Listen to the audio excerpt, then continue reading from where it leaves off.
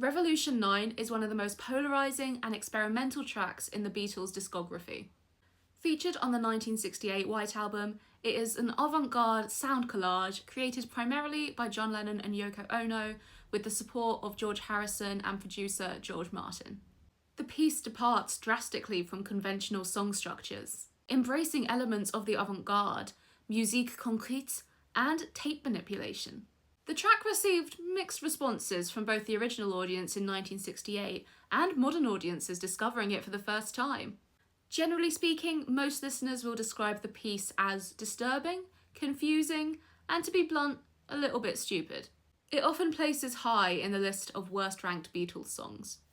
But I can't help but wonder if it's even eligible to feature in those lists, as it's debatable if it can even be considered a song. I mean, I could start this video by debating if Revolution 9 is music or not. In the 1950s, American composer John Cage defined music as arranged sound, meaning it isn't limited to organised melody and harmony, but instead includes all sounds, whether they're structured or not, as long as they're arranged with intent. John Cage was a leading figure in the post-war avant-garde, and his techniques were embraced by Yoko Ono and later John Lennon. Revolution 9 is the clearest example of this in the Beatles' discography.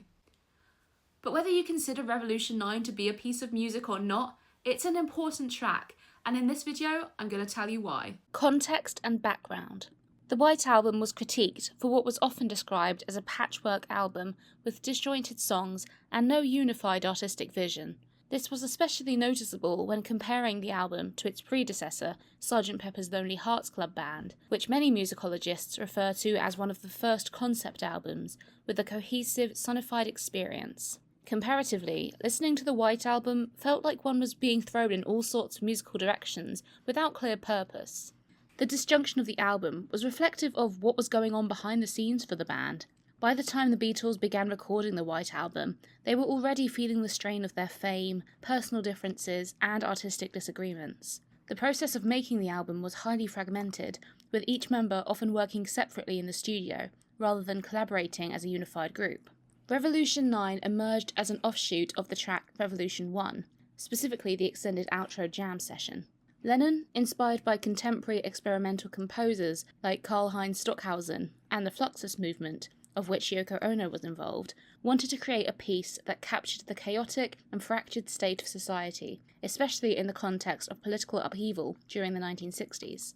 Yoko Ono's background in avant-garde art and performance played a significant role in shaping the piece, introducing Lennon to unconventional art forms and sound manipulation techniques. Structure and composition. Unlike traditional songs, Revolution 9 is structured as a sound collage, lacking any melody, harmony, or rhythm in the conventional sense. The track is 8 minutes and 22 seconds long, making it the longest track on the album. It consists of a variety of sounds, including spoken word. The most famous line is "Number 9, Number 9, which is a tape loop of a test engineer announcing the take number from an EMI session. This phrase becomes a central motif throughout the piece. Tape loops. Lennon and Ono used a variety of tape loops, snippets of sound recorded on magnetic tape and played back repeatedly. These loops include classical orchestral music, crowd noise, bits of conversation in the studio, and reversed audio. Musical fragments. Fragments of classical compositions and previous Beatles songs can be heard, often distorted or layered to create a disorientating effect. For example, there are snippets from Beethoven's Symphony No. 9 and Sibelius's Symphony No. 7. Ambient noise. There are random sounds like a baby's cry, car horns, machine sounds, and unintelligible chatter, creating a chaotic, almost nightmarish landscape. Distorted vocal samples. There are slowed down, unreversed vocals, most notably Lennon's own voice, sometimes layered with Ono's speaking or screaming, adding to this unsettling atmosphere. Themes and interpretation. Revolution 9 has been subject to numerous interpretations given its abstract and non-narrative form. Some of the central themes often associated with the piece include deconstruction of music.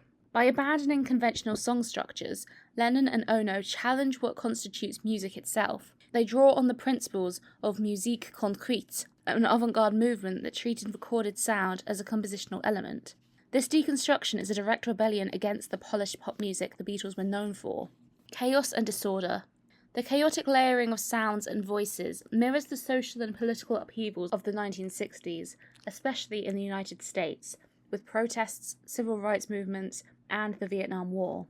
The lack of a coherent musical structure symbolises the unpredictability and turmoil of the era. The role of repetition. The repeated phrase, number 9, serves as a haunting mantra. Some listeners interpret it as a representation of an endless cycle or loop, evoking a sense of entrapment or the inescapable nature of certain societal issues. Others have interpreted the repetition to symbolise Lennon's own attitude towards his life in the band and feel as if he was on a constant inescapable loop, represented by the sound engineer announcements he would regularly hear in the studio. Stream of consciousness. The piece can be seen as a stream of consciousness audio experience, reflecting Lennon's attempt to convey a direct representation of his mind, a collage of thoughts, fears, and influences without filtering them through traditional songwriting.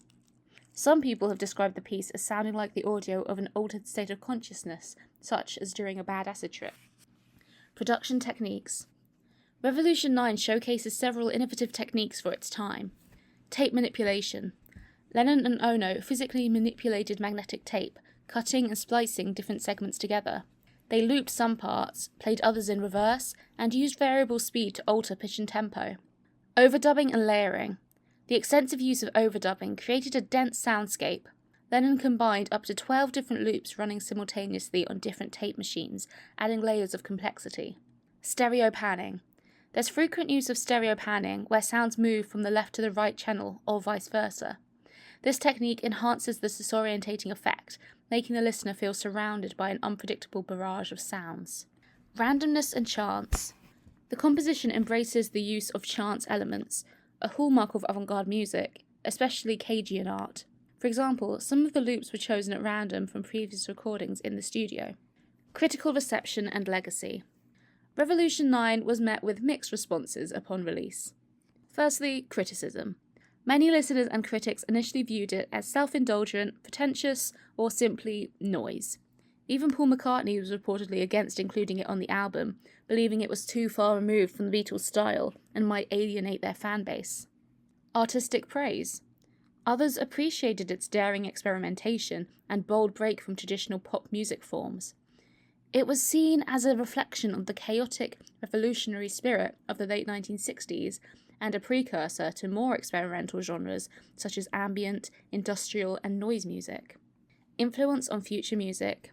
The piece has influenced many artists and genres, including experimental rock, electronic music, and sound art.